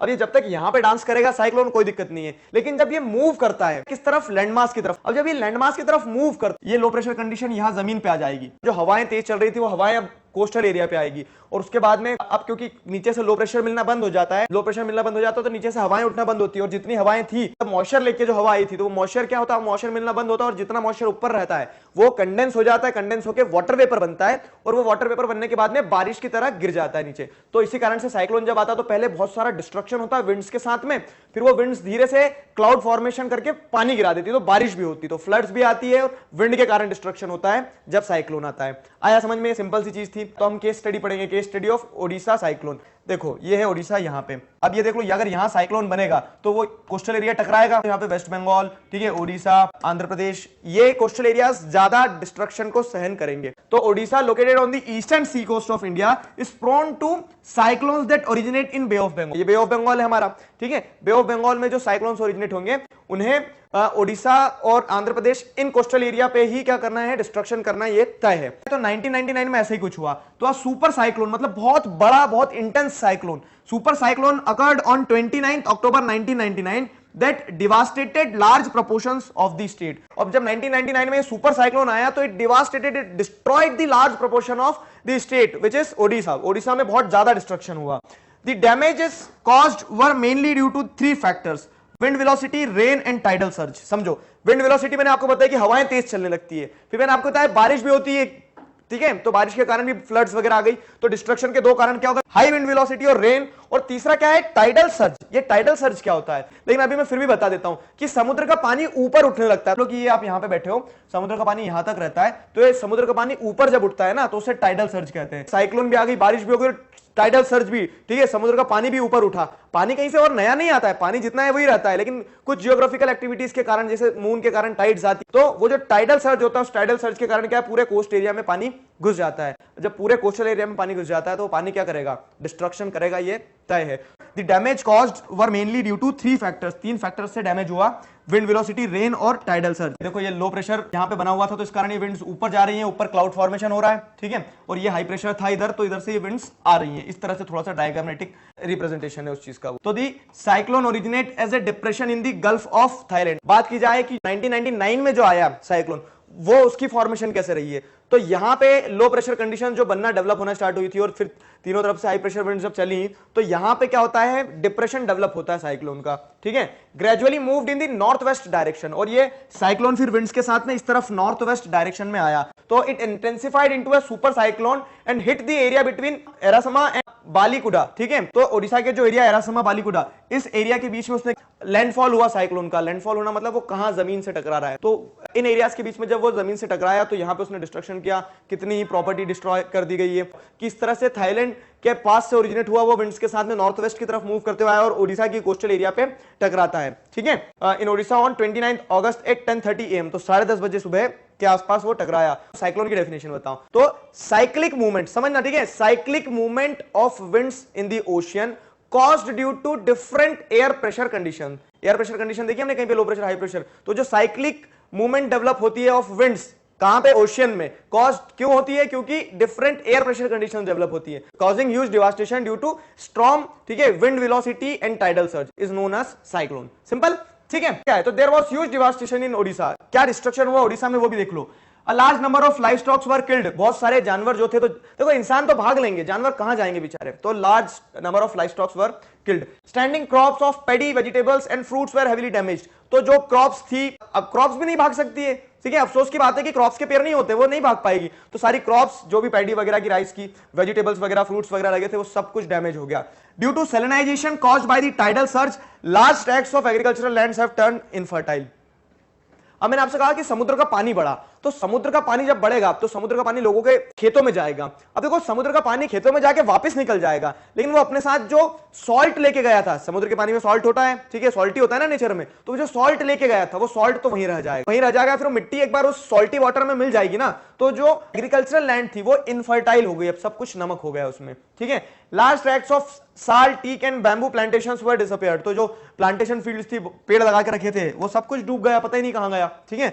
फिर उसके बाद में the mangrove forest between Paradip and Konark vanished. Mangrove forest क्या होते हैं, देखो कोस्टल एरिया पे कुछ पेड़ होते हैं, इस तरह से पेड़ लगे होते हैं जो ओशियन और कोस्टल लाइन दोनों के बीच में होते हैं, और ये ओशियन वाटर जो है तो उसको उधर जाने नहीं देते हैं, ठीक है।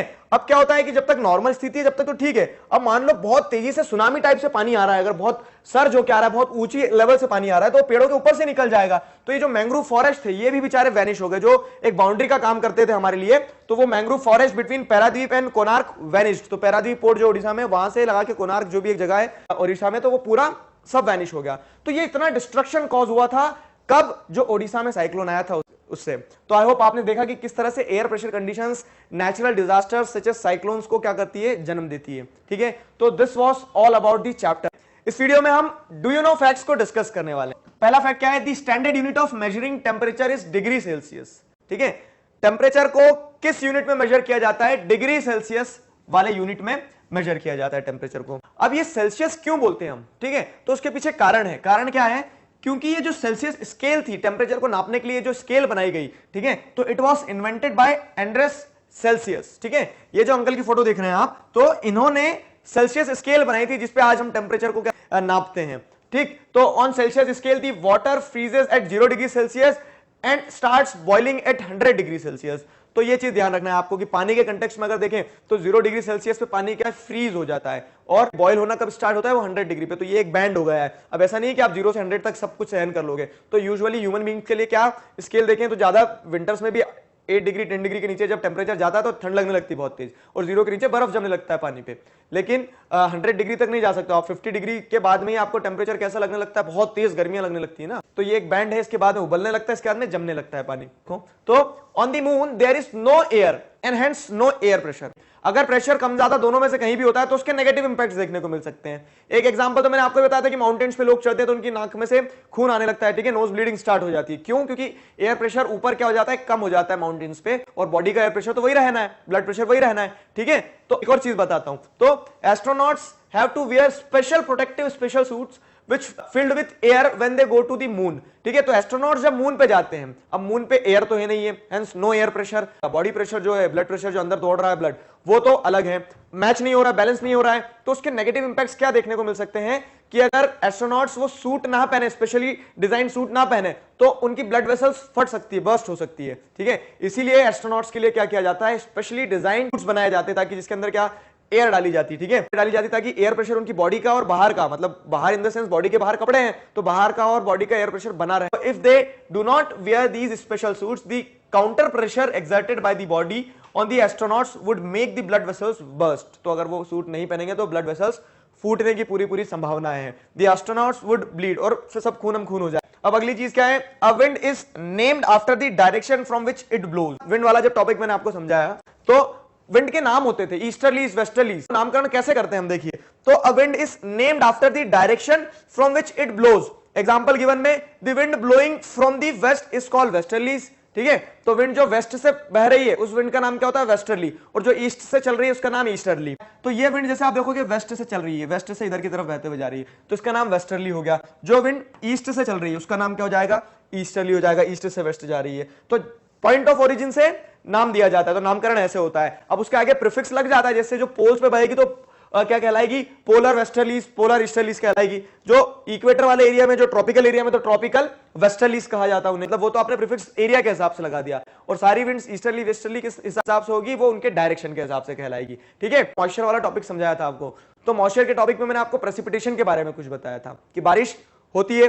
अब बारिश एक टाइप ऑफ प्रेसिपिटेशन है, और भी अलग अलग तरह के प्रेसिपिटेशंस होते हैं बहुत सारे, जैसे स्नोफॉल। तो स्नोफॉल भी क्या है, प्रेसिपिटेशन, ऊपर से नीचे कुछ गिर रहा है वो प्रेसिपिटेशन। तो स्नोफॉल होती है एक, तो जिसमें आप देखते हैं कि स्नो फ्लैक्स जो है, स्नो फ्लैक्स, फ्लैक्स समझते हैं ना आप, तो बुरबुरे टाइप से आती है वो, ठीक है, स्नो फ्लैक्स हो गई यहाँ पे। दूसरा प्रेसिपिटेशन स्लिट होता है, और तीसरा प्रेसिपिटेशन हेल होता है। अब स्लिट और हेल जो है तो दोनों में ही बर्फ के एक तरह से बोल्डर्स आते हैं, ठीक है, बर्फ के टुकड़े जिसे ओले गिरना कहते हैं ना वो, लेकिन फिर भी दोनों का अलग अलग नाम क्यों है, तो ये अलग अलग नाम है इनकी फॉर्मेशन के कारण। देखो हेल क्या होता है, हेल स्टॉर्म क्या होता है कि जब ऊपर से ही बर्फ के बोल्डर्स आ रहे हो, बर्फ के क्या टुकड़े आ रहे हो एक तरह से, तो वो ऊपर से जब बहुत ज्यादा कंडेंस हो जाते हैं तो वो हेल स्टॉर्म आता है, ठीक है, वो बोल्डर्स आ गए, वो तो हेल स्टॉर्म में होगा। अब ये स्लिट जो रहती है तो ये गिरगिट की तरह होती है, ठीक है, बार बार अपना फॉर्म बदल लेती है। कैसे, ऊपर से अगर आप देखोगे तो ऊपर से स्नोफॉल होगी, ठीक है, ये वाली स्नो बन के आ रही थी, स्नोफॉल हो रही थी, वो स्नोफॉल धीरे धीरे आते आते गर्मी के कारण मेल्ट होकर वाटर वेपर बन जाती है, ठीक है। अब वो स्नो किसमें कन्वर्ट हो गई, वाटर में कन्वर्ट हो गई। फिर वो ऊपर से आते आते जब उनको क्या होता है, वापस से टेम्परेचर डिप मिलता है।